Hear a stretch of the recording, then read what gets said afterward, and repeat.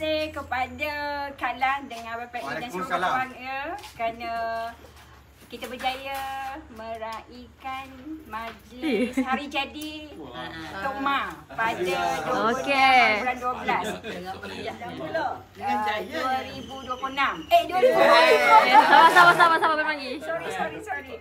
Terima kasih banyak atas layanan makan, minum dan segalanya. Dan hubungan inilah yang kita akan ingat sehingga akhir hayat kita. Semoga mendapat berkat Allah Ta'ala.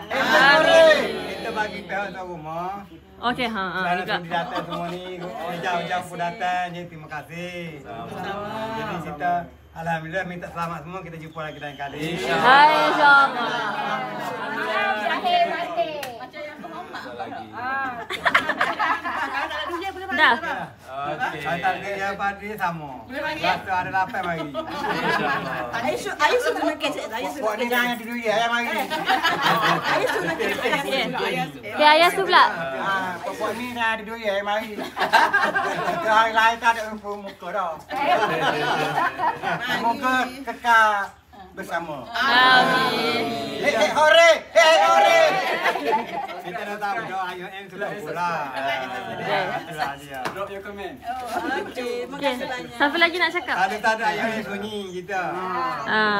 Cero tak kesek ya apa. Terima kasih. Dan satu harapan, semoga pihak tuan rumah dapat memanggil kita lagi untuk meraihkan birthday ayahanda suami I sempena 80 tahun pada bulan Februari nanti. Empat nanti baru umur. Kalau kita buat Johor macam mana? Kita jauh. Kita buat di Bukit Kepayan dah juga seronok. Kita buat di Maisua Kuantan. Kali-kali tidak pun buat musuh Nak buat sewa pun boleh. Kita sewa hostel untuk besar. Habis kap.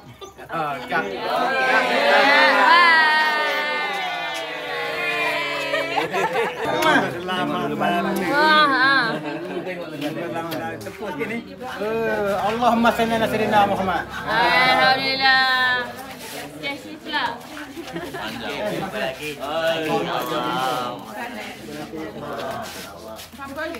Siap. Ngelak turahnya. Kita apa dah? Ngelak turahnya. Roh.